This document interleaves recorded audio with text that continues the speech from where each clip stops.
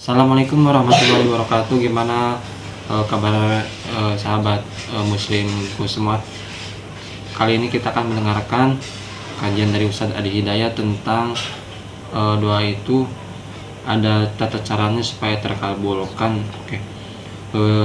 Saya doakan dan semoga yang melihat video ini cepat dikabulkan segala doa-doanya, hajatnya segera dikabulkan oleh Allah. Oke, kita lihat saja ceramah dari guru kita Ustadz Adi Hidayat. Ya, akhirat kita. Kalau salah satu kurang baik diperbaiki oleh Allah. Misal dunia baik tapi akhirat tidak, maka diperbaiki oleh Allah kepada yang lebih baik. Surat pertama Al-Fatihah, surah kedua Al-Baqarah. Ya. Sebelum doa baca tuh Al-Fatihah sama Al-Baqarah. Tapi Al-Baqarahnya tidak dari ayat yang pertama. Kepanjangan. Cukupkan di ayat 285 sampai ayat 286, dua ayat terakhir. Hadisnya sahih. Kalau mau dikuatkan biasanya banyak ulama memasukkan ayat 284. Ada yang sudah masuk ke dalam Ka'bah di sini? Ini informasi saja.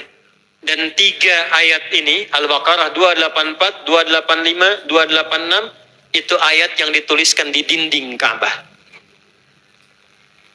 Itu yang saat berhala dikeluarkan, gambar-gambar dihapus, syair-syair diganti dengan ayat Quran sehingga jadi kain kiswah Ka'bah di luar. Itu ada sejarahnya. Yang di dalam pun dihiasi dengan hiasan ayat Al-Quran. Di antara yang dituliskan itu Al-Baqarah ayat 284, 285, 286. Intinya di 285 dan 286-nya. Tadi rakaat pertama yang saya bacakan dalam salat Isya. Hadisnya sahih.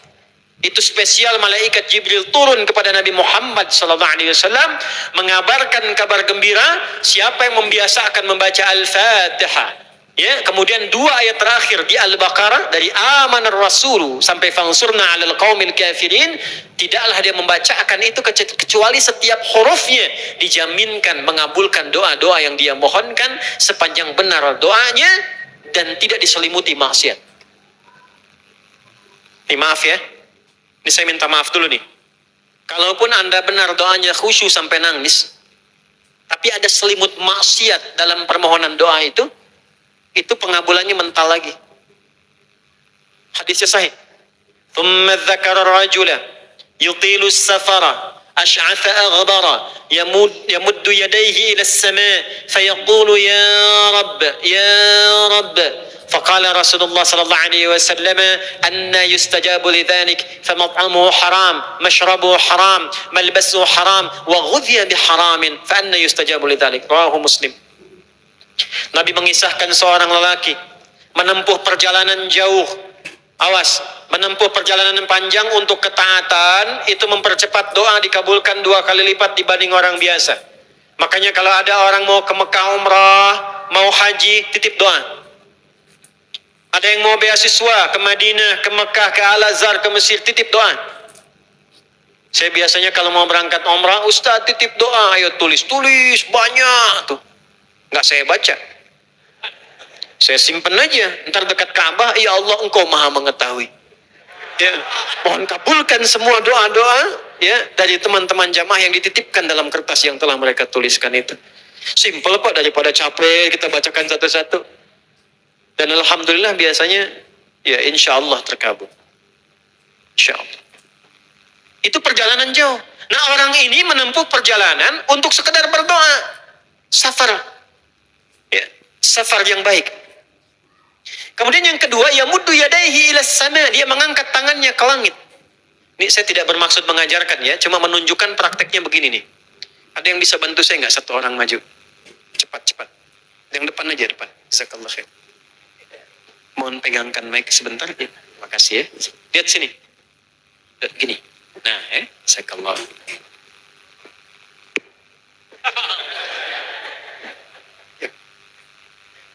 Nah, ini ya. Ini tangan, lihat telapak 2 ya. Berdoa itu sesuai porsinya dan ikuti caranya Nabi. Kalau doanya formal dalam sholat dan diikat dengan gerakan, jangan kreatif.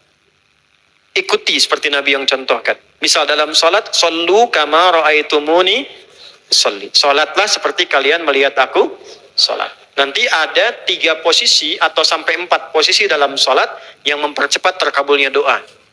Posisi puncaknya sujud. Hadisnya sahih, inna ma aqrabal 'abdi min rabbih wa huwa sajidun fa aktsirud doa. Keadaan terdekat antara hamba dengan Rabbnya adalah saat sujud, maka perbanyak doa saat sujud. Tangannya posisi sujud begini, menempel. Jadi nggak usah begini. Oke? Begini. Nah, ini di luar sholat. Di luar sholat, kalau berdoa, tangan begini. Lihat baik-baik ya. Ini kitabnya agak banyak, bahasanya panjang, saya berikan yang simpelnya saja ya. Baik. Ini kan teman-teman telapak yang kanan, yang kiri ya. Padukan begini. Ya. Lalu setiap Anda kan pasti punya garis yang kanan dengan garis yang kiri. Ada kan? Itu membentuk keseimbangan. Ini bukan ilmu otak-atik ya. Ini ada sanadnya nih. Pertemukan 2 garis itu sehingga seimbang tangan ini. Tuh. Ini masalah sederhana tapi poinnya penting sekali. Sudah? Cara yang pertama begini. Ini di luar salat dan bukan dalam posisi saat istisqa, saat minta hujan. Begini, sudah pertemukan. Lalu letakkan sejajar dengan dada di sini. Ya. Jadi kalau dada itu, ini posisinya, ini nahar di sini. Ini ada rongga dari bagian atas dengan perut, ada rongga kosong. Nah ini yang disebut dengan sodrun di sini. Ya, kalau kita meletakkan telapak tangan saat sholat begini, letaknya di sini. Yang ini perut, yang ini nahar. Doa itu di sini. Jelas? Semakin kita memohon dengan lebih sangat, naikkan sedikit begini. Sudah? Kalau istisqa, minta hujan, agak lebih tinggi ke atas. Nah ini cara mengangkat yang standar di sini. Untuk memohon. Jelas? Oke. Jazakallah khair. Nah orang ini, dia mengangkat tangannya. Jadi, melakukan perjalanan jauh, mengangkat tangannya, ya muddu yadaihi ilas sama. Orang yang berdoa dengan mengangkat tangan, itu dijawab doanya oleh Allah lewat keterangan Nabi SAW, itu bisa al-kamakala 2 kali lebih cepat dibandingkan dengan orang yang tidak mengangkat tangan saat berdoa. Jadi Anda cuma sekedar doa dengan mengangkat begini, itu lebih cepat potensi dijawabnya dengan mengangkat doa. Ada seorang bertanya pada Nabi SAW, hadis sahih, ya Rasulullah, bagaimana pendapatmu dengan seseorang yang meminta kepada Allah dengan mengangkat tangan al-kamakala?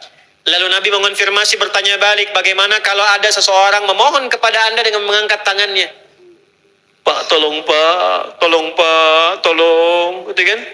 Di depan rumah Anda 1 jam begitu Pak, tolong Pak. Kira-kira Anda beri atau tidak? Minimal kalau Anda nggak punya kemampuan, Anda referensikan atau beri sesuai kemampuan Anda kan? Angkat tangannya. Dia jawab, saya malu kalau nggak ngasih. Apa kata Nabi? Innallaha hayyun karimun.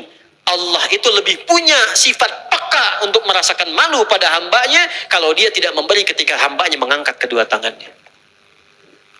Nah, nanti ada beda-beda posisi saat khatib Jumat, misalnya 1 begini untuk khatib. Makmum mengangkat 2 tangan. Yang ketiga dia mengatakan, ya Rabb, Asmaul Husna. Doa yang dibuka dengan Al-Asma'ul Husna itu dijawab 2 kali lebih cepat dibandingkan dengan doa yang langsung dimohonkan kepada Allah. Itu perintah. Tahu Nabi Zakaria? Nabi Zakaria apa ujiannya? Diuji oleh Allah, hidup demikian lama sampai rambut memutih, fisiknya letih, istrinya divonis secara medis, maaf, monofos dan mandul. Kata medis gak mungkin punya keturunan. Maka beliau berdoa kepada Allah dan dalam doanya dimulai dengan Al-Asma'ul Husna. Sebelum sampai ke doa itu di Ali Imran ayat 38 sampai 39, buka dulu Quran surah 17 Al-Isra ayat 110. Ini perintah langsung dari Allah. Qulidullah awid'ur rahman ayyamma tad'u falahul asma'ul husna. Quran surah ke-7 ayat 180. Walillahil asma'ul husna fad'uhu biha. Fad'u biha. Qulid Allah, kalau engkau punya masalah hambaku, Dan tidak ada di dunia ini yang tidak punya masalah. Quran surah kedua ayat 155. Wala nabluwannakum bisyai'.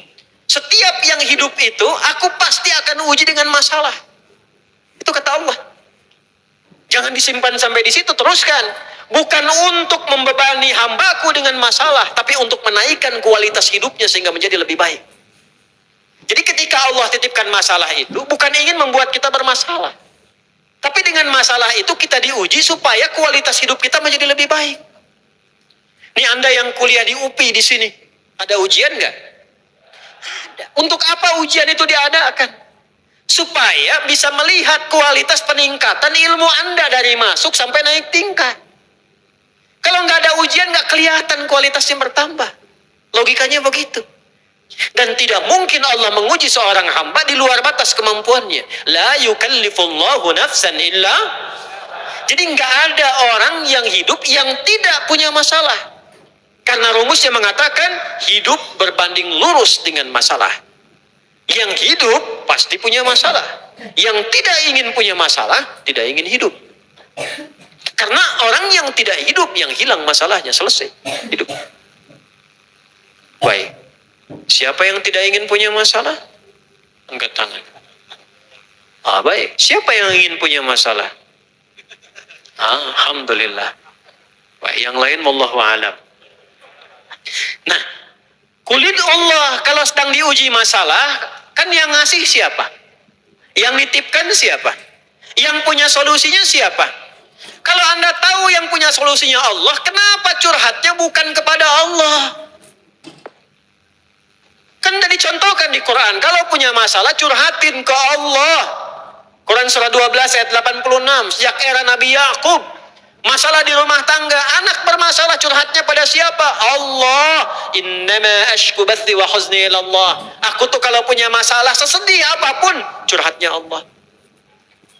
Bentangkan sajadahmu, curhatkan dalam sujudmu, tingkatkan takwamu. Wa may yattaqillaha yaj'al lahu makhraja. Quran surah 65 di akhir ayat yang kedua. Bentangkan sajadahmu, curhatkan, habiskan dalam sujudmu, keluarkan tangismu. Sehingga bebannya jadi ringan. Walaupun solusi belum datang, hatinya sudah tenang. Yang diperintahkan panjangkan sajadahmu, bukan panjangkan statusmu. Kita sudah tahu ayatnya, paham ketentuannya, tapi kenapa prakteknya ditumpahkan di Instagram, di Facebook, bikin vlog di YouTube, hanya untuk curhat saja. Dan ironinya dalam hal yang demikian tahu yang menyelesaikan Allah. Sekarang tambah bonus, aminkan ya. Yang mengaminkan doa ini mudah-mudahan dihilangkan masalahnya. Pogoma mana yang ada bermasalah kayaknya ini dia. Itu gimana? Kumaha hati teh? Paham? Curhatkan sama Allah. Nah, bagaimana mintanya? Sebut namanya ya Allah. Awidur Rahman. Kalau kita ingin minta lebih cepat, minta dengan kelembutan Ar-Rahman. Rahman itu bisa disebut namanya ya Rahman, bisa cari cara mintanya yang paling lembut, yang menyentuh. Allah senang dengan kalimat yang menyentuh. Misal ya. Kembali ke Nabi Zakaria tadi. Quran surah 3 ayat 38. Hunalika da'a Zakaria rabbah qala rabbi habli min ladunka dzurriyyatan thayyibah innaka sami'ud du'a. Ya Allah, hamba-hambamu itu telah menghukumi aku dan istriku tak akan mungkin punya keturunan. Sedangkan engkau yang maha pemberi tanpa punya batasan. Mereka mengatakan istriku punya keterbatasan. Maka aku memohon kepadamu yang pemberianmu tak ada batasan. Mohon ya Allah anugerahkan keturunan dari sisimu saja ketika mereka mengatakan tidak mungkin itu punya.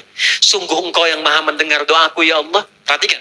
Kalau kepada yang maha mendengar saja tidak terkabulkan, mohon tunjukkan kepadaku saat ini dengan cara apa lagi dan kepada siapa lagi aku mesti memohon. Itu dalam banget. Ya Allah, engkau perintahkan aku berikhtiar mencari kerja, aku lakukan. Engkau perintahkan mengeluarkan keringatku dengan cara yang halal, aku kerjakan ya Allah. Engkau perintahkan aku jauhi, yang Engkau larang aku lakukan, ya Allah. Sekarang aku telah berikhtiar dari sejak keluar, aku telah menunaikan sholat subuh seperti yang Engkau maha mengetahuinya. Dan menjelang malam aku mengadukan bahkan di rumahmu, ya Allah, hanya untuk sesuap nasi bagi istri dan anakku dari yang halal itu. Aku telah melakukan apa yang Kau perintahkan. Aku hanya memohon apa yang telah Kau janjikan. Kalau dengan semua ikhtiar yang aku kerjakan sampai detik aku bersujud di hadapanmu di rumahmu ini belum Kau kabulkan, mohon tunjukkan kepadaku di malam ini, ya Allah, dengan cara apa lagi mesti aku memohon kepadamu. Minta. Pernah nggak begitu mintanya? Itu rahmat. Alhamdulillah kita telah mendengarkan kajian dari Ustadz Adi Hidayat tentang tata cara berdoa agar dikabulkan cepat oleh Allah Subhanahu wa Ta'ala. Semoga bisa menerapkan di dalam kehidupan kita. Amin ya rabbal alamin. Oke, terima kasih. Assalamualaikum warahmatullahi wabarakatuh.